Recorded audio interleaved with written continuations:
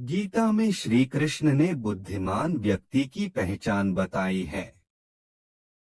इसके अनुसार सबसे समझदार और स्थिर बुद्धि वाला व्यक्ति वही है जो सफलता मिलने पर अहंकार में नहीं आता और विफलता मिलने पर गम में नहीं डूब जाता।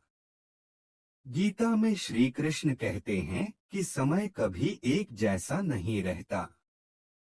जो दूसरों को बेवजह रुलाते हैं, उन्हें भी रोना पड़ता है।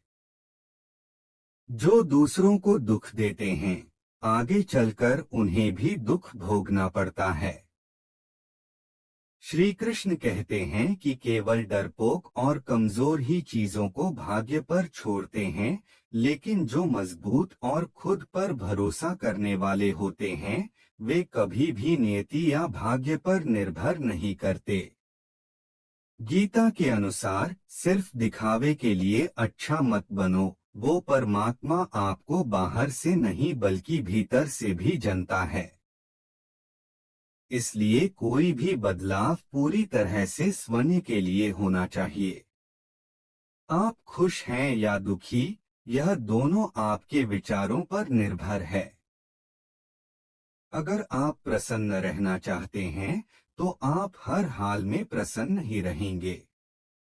अगर आप अपने मन में बार बार नकारात्मक विचार लाएंगे, तो आप दुखी ही होंगे। विचार ही हर व्यक्ति का शत्रु और मित्र होता है।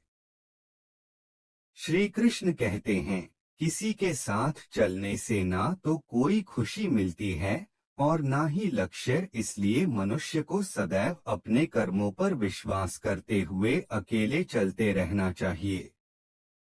गीता में श्री कृष्ण ने कर्मयोग, भक्ति योग और ज्ञान योग को ही कल्याण का प्रमुख साधन बताया है। कर्म के प्रवाह से संबंध का टूट जाना ही जीवन का लक्ष्य है और यह लक्ष्य उपर्युक्त तीनों मार्गों से प्राप्त हो सकता है। व्यक्ति को सदैव बुराई से बचकर रहना चाहिए। अगर कोई बुरा कर्म करता है, तो वह कर्म उसको अपने जीवन में भोगना ही पड़ता है।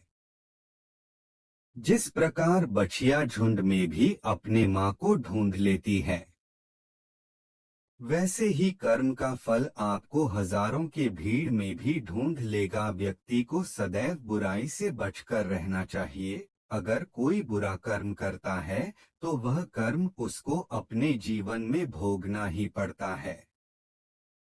जिस प्रकार बछिया झुंड में भी अपने मां को ढूंढ लेती है, वैसे ही कर्म का फल आपको हजारों की भीड़ में भी ढूंढ लेगा। श्री कृष्ण जगत के स्वामी हैं, वह कण कण में निवास करते हैं।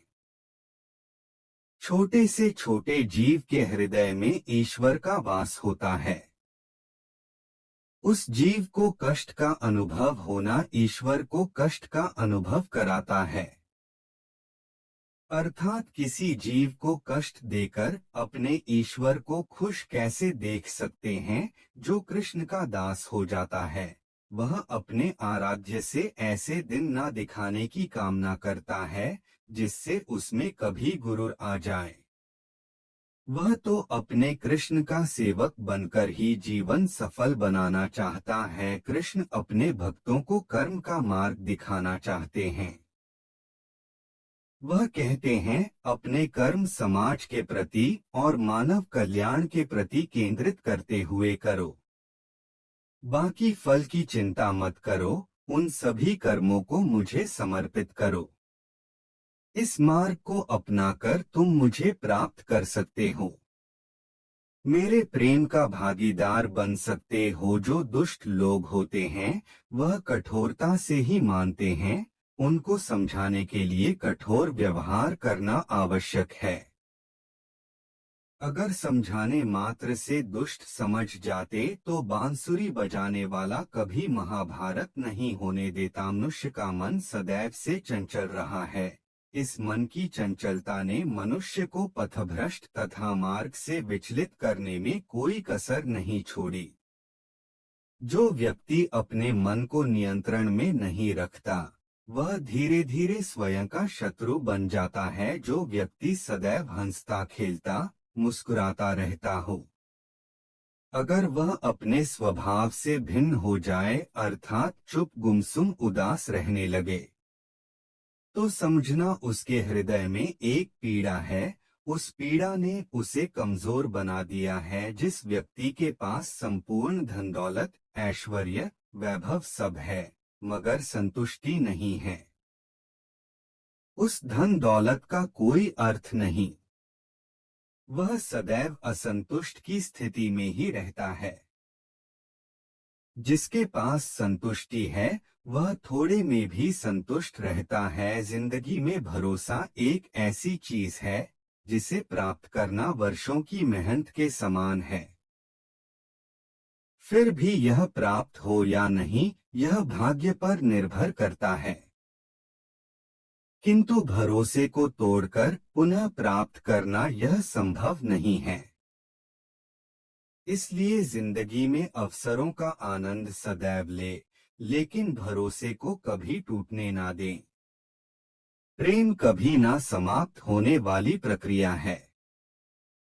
जिस व्यक्ति को प्रेम हो जाता है, वह फिर जीवन और जीवन के बाद भी प्रेम के वशीभूत रहता है।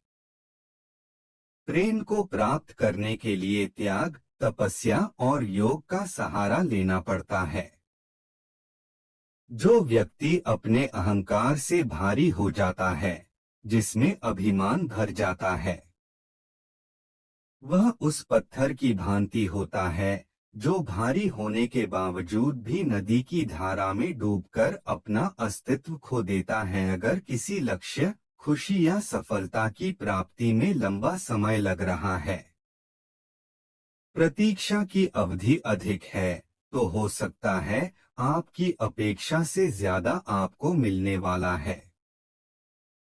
अपने कर्म पर अडिग रहिए और विश्वास रखिए उस ईश्वर पर जो आपके कर्म की परीक्षा ले रहा है। जो लोग जीवन को भूत और अतीत के भरोसे छोड़ देते हैं, उन्हें श्री कृष्ण सावधान करते हैं। जीवन का अर्थ ना भूत है, ना भविष्य। जीवन केवल और केवल वर्तमान है।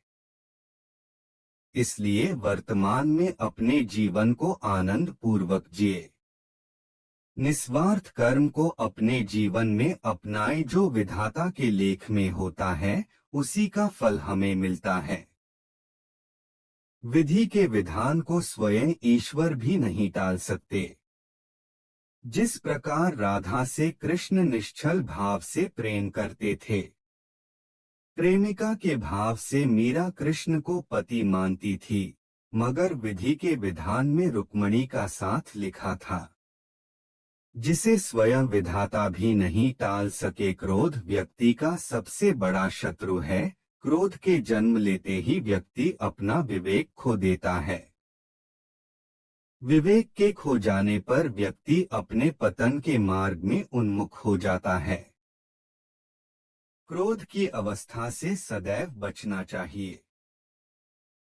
महादेव जी, आज तुमसे कह रहे हैं, बालक तैयार हो जाओ, क्योंकि तुम्हारे मार्ग में बहुत ही अच्छी वस्तु आने वाली है। आप वित्तीय सफलता, प्रचुरता के द्वारा